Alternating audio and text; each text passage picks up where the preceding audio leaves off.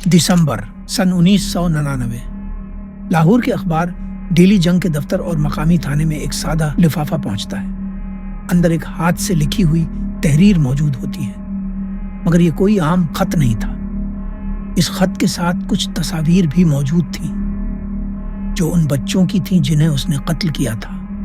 मैंने 100 बच्चों को कत्ल किया, उन्हें गला घूंट कर मारा, उनके टुकड़े किए और उनकी लाशों को तेजाब में घोल दिया, और मुझे कोई पछतावा नहीं।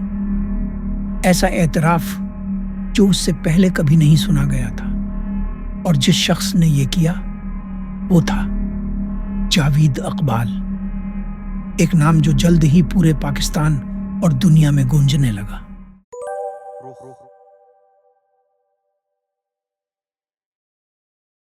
ये एतराफ झूठा नहीं लग रहा था। उसमें मुतासिरीन के नाम, उनको वर्गलाने के तरीके और लाशों की बाकियात ठिकाने लगाने की तफसीलात तक शामिल थी। पुलिस फौरन उसके पते पर पहुंची, 16B रावी रोड, लाहौर। जो कुछ उन्हें वहां मिला वो नाकाबिल यकीन था। दीवारों पर खून के धब्बे, कमसन लड़कों की कतार में लगी तस्वीर, तेजाब से भरे हुए ड्रम जिनमें इंसानी बाकियात तैर रही थी। उसने अपने जराइम का मुकम्मल रिकॉर्ड रखा था, लिखी हुई तफसीलात, वीडियो टैप्स और लर्ज़ाख़ीज़ अतराफात। मगर एक चीज़ गायब थी, खुद जावेद इकबाल। एक वहशी दरंदा आज़ाद था। पूरा शहर खौफ में मुब्तला था। पुलिस ने पाकिस्तान की सबसे बड़ी तलाश मुहिम शुरू कर दी, मगर जावेद इकबाल गायब हो चुका था। कातिल बनने से पहले जावेद इकबाल लाहौर का एक अमीर बिजनेसमैन था। 1956 में एक खुशहाल घराने में पैदा होने वाला ये शख्स हर सहूलत से आरास्ता था। उसका बाप मोहम्मद अली मुगल एक कामयाब ताजिर था। उसने इस्लामिया हाई स्कूल से मैट्रिक किया और फिर इस्लामिया कॉलेज रेलवे रोड से इंटरमीडिएट के दौरान ही 1978 में अपना कारोबार शुरू कर लिया। उसके वालिद ने शादबाग में 2 विलास खरीदे, जिनमें से एक में जावेद ने उस स्टील हेड होट खोला, रीकास्टिंग का कारोबार शुरू किया और वहां नौजवान लड़कों के साथ रहने लगा। उसका खानदान जल्द ही उसके गैर अखलाकी रवैये से वाकिफ हो गया, मगर वो किसी को अपनी जिंदगी में दखल अंदाजी करने नहीं देता था। 1990 की दहाई में एक शख्स ने उसके खिलाफ शिकायत दर्ज कराई कि जावेद इकबाल ने उसके बेटे के साथ ज्यादती की है। जब पुलिस उसे गिरफ्तार न कर सकी तो उसके वालिद और भाइयों को हिरासत में ले लिया। जावेद इकबाल ने कई सालों तक शादी से इनकार किया, मगर अचानक ऐलान किया कि उसने एक लड़की को अपना जीवन साथी चुन लिया है।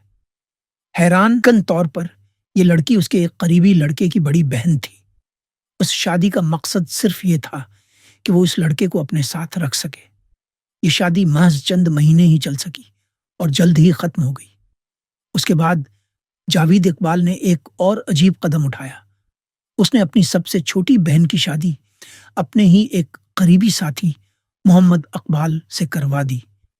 ये सब कुछ उसकी ज़हनी पेचीदगियों और तसल्लुत पसंद रवैये को मजीद वाज़ेह करता है। सितंबर 1998 में उसके 2 मुलाजिमों ने उसे शदीद जख्मी कर दिया और उसके 8,000 रुपए लूट लिए।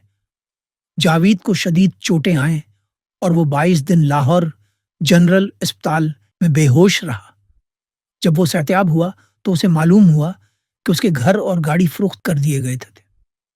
उसने अपने भाइयों को धमकी दी कि उसने एक ऐसा केमिकल तैयार कर लिया है जो किसी भी इंसान को चंद लम्हों में हड्डियों के ढांचे में बदल सकता है। उसी केमिकल को इस्तेमाल करते हुए उसने 1999 में कत्ल की एक वहशियाना मुहिम शुरू की। वो यतीम और लावारिस बच्चों को वरगला कर अपने घर लाता, उन्हें कत्ल करता, उनकी लाशों के टुकड़े करता और तेजाब में घोल कर खत्म कर देता। फिर इन बाकियात को दरियाए रावी में बहा देता। उसने कुल मिलाकर 100 मासूम बच्चों को कत्ल किया, जिनमें से सिर्फ चंद एक की ही शनाख्त हो सकी।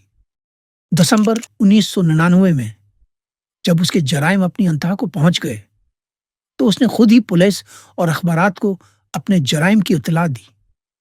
उसके घर से खून से भरे फर्श, लाशें तहलील करने के लिए रखे गए तेजाब के ड्रम और मासूम बच्चों की तस्वीरें बरामद हुई।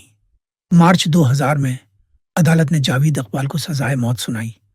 اسے 100 بار پھانسی دی جائے، اس کے جسم کے 100 ٹکڑے کیے جائیں اور تیزاب میں تحلیل کر دیا جائے۔ یہ فیصلہ اسلامی شریعت کے تحت دیا گیا اور حکم دیا گیا کہ سزا لاہور کے مینار پاکستان کے قریب ایک بڑے پارک میں دی جائے۔ تاہم پاکستان کے وزیر داخلہ معین الدین حیدر نے اس فیصلے پر اعتراض کیا اور کہا کہ اسے عدالت عالیہ میں چیلنج کیا جائے گا، کیونکہ قانون کے مطابق سزائے موت صرف جیل میں دی جا سکتی ہے۔ جاوید اقبال کے وکیل نے بھی اپیل دائر کرنے کا اعلان کیا، مگر چند ماہ بعد جاوید اقبال کو جیل میں مردہ پایا گیا۔ سرکاری طور پر اسے خودکشی قرار دیا گیا، مگر بہت سے لوگ یقین رکھتے ہیں کہ اسے خاموش کر دیا گیا تھا۔ جاوید اقبال کا کیس ایک خوفناک حقیقت کو بے نقاب کرتا ہے۔ پاکستان میں ہر سال سینکڑوں بچے لاپتہ ہو جاتے ہیں اور ان میں سے کئی کبھی واپس نہیں آتے۔ اس کے جرائم نے معاشرے کو جھنجھوڑا، مگر کیا ہم نے واقعی اس سے کوئی سبق سیکھا؟ برائی کے کئی چہرے ہوتے ہیں، کبھی یہ ایک کامیاب تاجر کی شکل میں چھپی ہوتی ہے، کبھی کسی مددگار شخص کے روپ میں، اور کبھی ایک ایسا خط لکھتی ہے جو دنیا کو ہلا کر رکھ دیتا ہے۔ اگر آپ کو یہ ڈاکومنٹری پسند آئی تو مزید ایسی کہانیاں دیکھنے کے لیے ہمارا چینل سبسکرائب کریں۔